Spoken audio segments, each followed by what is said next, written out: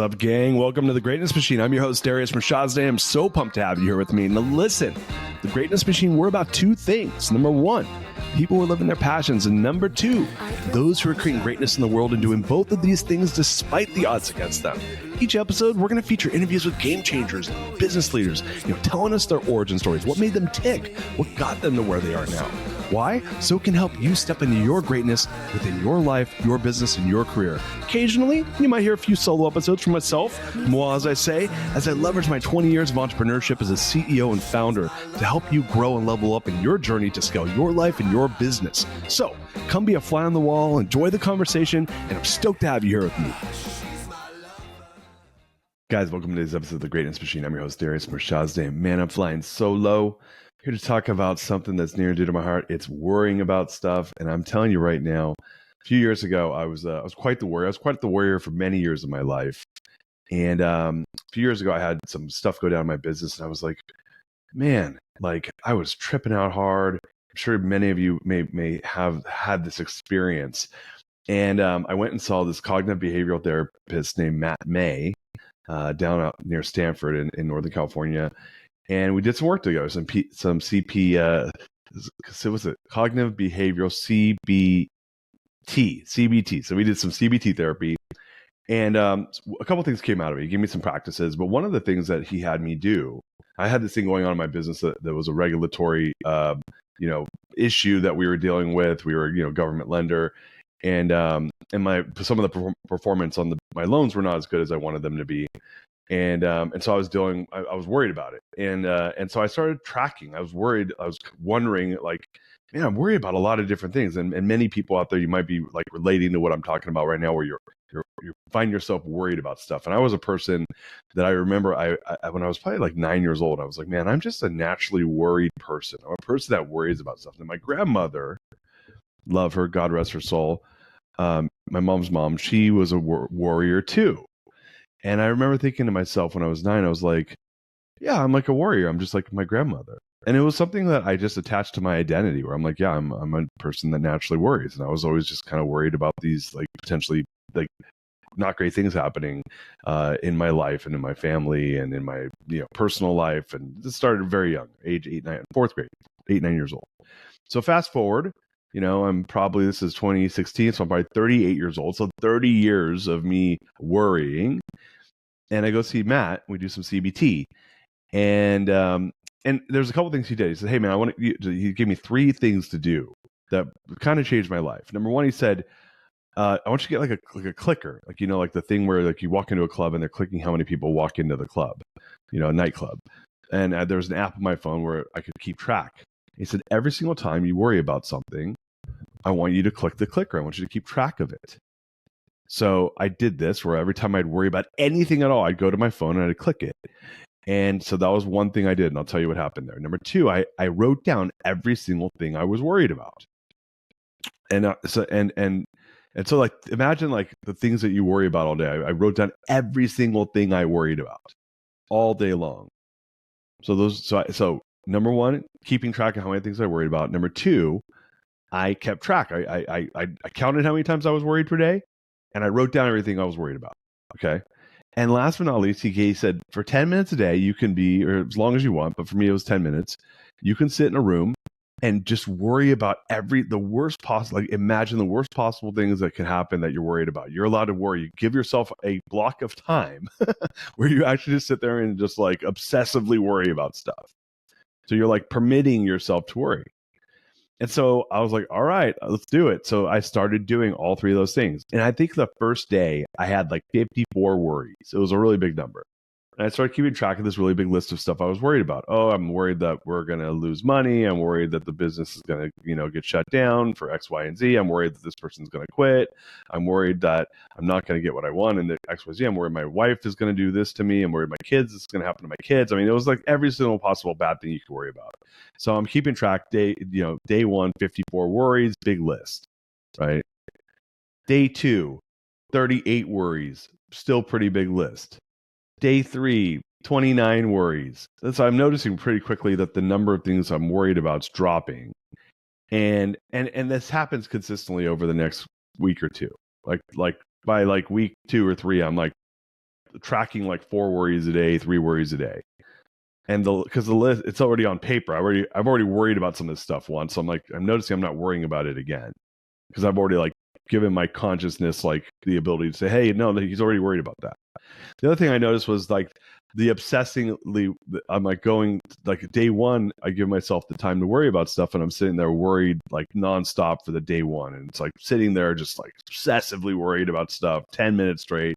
And I noticed something at the end of this like 10-15 minute time frame. I'm like kind of like spent. There's nothing for me to think or worry about. Kind of like exhausted my worries. And I noticed that in day 2 again. But the thing I started noticing by day 2 is my worries actually started dropping. There was less, like it wasn't like it was hard for me to hit 10 minutes. Just like I'm having less on my list and I'm clicking less clickers on the number of times I worried. So I think it was over like a 2-week period or 3-week period, I noticed a couple very profound things. Number one, it was like 300 or 400 things I worried about. That's how many clickers I got to. It was a 30-day period. I think I got to like 300 and some odd worries. I noticed that the list, like it was really hard for me to think of new things to worry about. But I had this really exhaustive list. Like it was huge. It was a couple hundred things I was worried about happening. This worst case scenario stuff. All over the place, all over my business, my personal life, you name it. Number 3, by giving myself that 10-minute window every day, by the end of the month, like I couldn't think of anything. Like it was like I'd think of like 3 things really quickly, and then I would sit there for 9 minutes with nothing to do. And so I noticed as I was just like cutting the session short. And it was fascinating. Now here's the freaking punchline.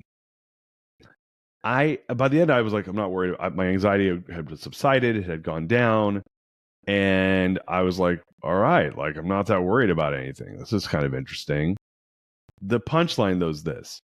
A few months later, I go through the list to see how many of the things that I worried about were still relevant and how many of them actually happened. This is out of like 300 or 400. And you're not going to believe it. The answer was 0. Not one of them happened. Not even one. And I was like, holy shit. Not one of the things I was worried about actually happened. Not even one.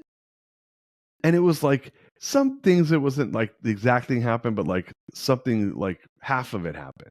But it was like legitimately like felt like almost nothing happened when I read it. I was like, oh my God, man, I'm worried about all this stuff that never happens.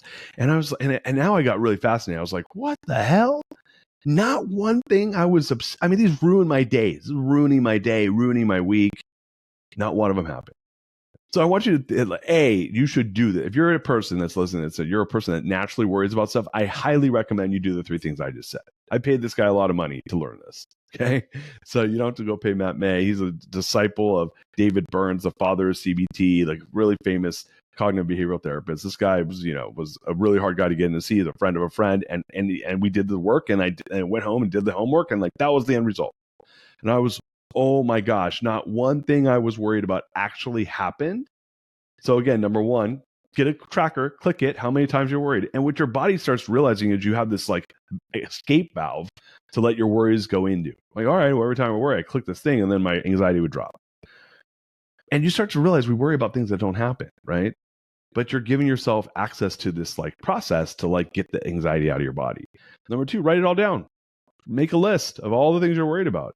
And then give it like a week. Look at it. Did any of it happen? 2 weeks, 3 weeks, 4 weeks, 5 weeks. And then give yourself 10 minutes a day to worry about anything you want to worry about. Everything and anything. The worst possible stuff. I'm going to get cancer. This is going to happen to my family. My business is going to go out of business. All the things we worry about in life. Right. And so my learning from it was like, wow, none of it happened. And it was like shocking to me. I was like, oh my gosh, like I'm worrying about legitimately, I'm worrying about nothing. Wow. Now, we are wired as humans with negative bias. This is how the cavemen, we over the years worried about things like the rustling in the bush, the loud noise outside.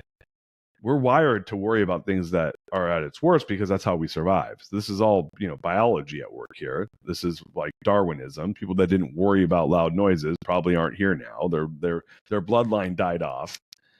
And so look, it's natural. And so, but having an awareness about it and having a mechanism to manage it is important. And for me, it changed my life. I was like, holy shit, like I'm worried about nothing. Now, fast forward to a couple years later, And I had some major stuff happening in my business that I was worried about. And I did the same thing, but I mean, this time it was way more intense and it was way more real. And sometimes you're going to run into things where it's not just your mind playing tricks on you. It's like there's some real data that's like, hey, things could be bad that I don't want to have happen that are bad. This could be in your personal life, it could be in your professional life. And for me, I was in one of these in my professional life. And same thing. I made the list, and again, I went back and looked at it about a year later, and none of it happened. Not one thing. Actually, the positive stuff. I said, "What's my best case scenario?" The positive stuff actually happened, and so I went and I researched this, and Psychology Today had an article, and what they said essentially was that they studied 29 people at Penn State who had chronic anxiety disorder, and basically had them do a version of track the things that they were worried about. And when they did the study, it was amazing. 91.4% of the things that people worried about never happened. Of this group of 29 people, 1 out of 4 of them, 0 things happened. 100% for 25% of the group. Now, we could say that they were worried about crazy stuff, but like the reality is I had that experience. I was a person where nothing happened. 0. I was part of that 25%, right? 25%. I'm part of the 25% where 0 things happened. 100% of things I worried about didn't happen. But in the study, it was true of 25% of the people. And of the rest of the group, 91.4% of the things they worried about did not happen.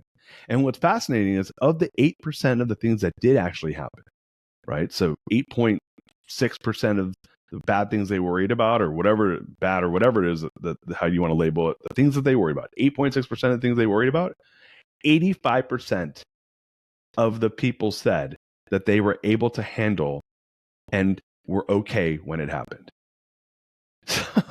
So 91. So basically what it means is that 99% of the things you worry about, you're either not going to happen, 9 out of 10 of them aren't going to happen, and the 1 out of 10 that does, there's a 9 in 10 chance that you'll be okay when it happens. And so I want you to start thinking about, like, am I letting my anxiety, am I letting my worries control my life? Because what I've learned was I was.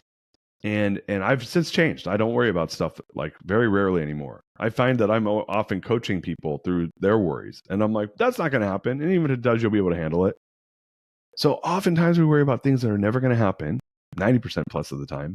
And of the that 9%, 8% of the things that do actually happen, we're totally equipped to handle them. And it was, there's data out there to support this. I'm giving you my anecdotal story of when it happened to me, how I handled it. So this is the question to ask yourself is are you worrying about things that are never going to happen? And even if they do, are you equipped to handle it? And the data says it's probably not going to happen. Like almost certain it's not going to happen. And if it's almost certain that if it does, you're going to be okay. So I just wanted to share this. It's a story I've never shared before. And I realized this morning as I was helping two friends, very high level CEOs, go through some tough stuff in the last 2 days. I realized I was giving them this advice. I thought it was something I'd share to you, the audience. Hope this makes your life a little better. Don't worry about things that aren't going to happen. And if they do, you got it. You're going to handle it. Until next time, peace out. We love you.